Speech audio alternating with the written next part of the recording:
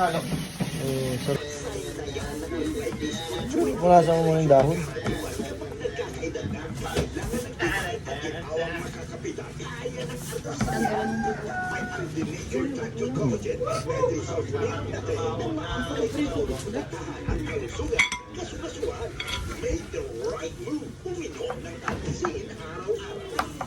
Ay, maangang ba itong manok? Sulit.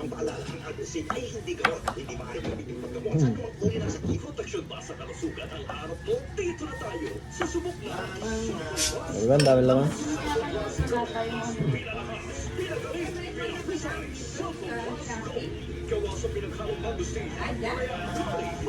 Ngayon na lang ulit ako ng paggawa nito.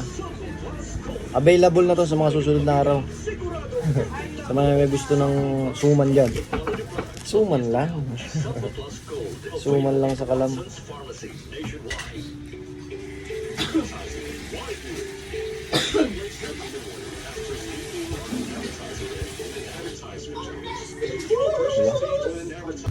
Yan, sa wakas nakayari na rin tayo magbalot ng suman.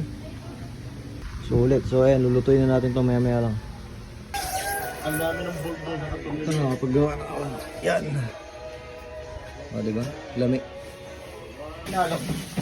Sarap. Suman.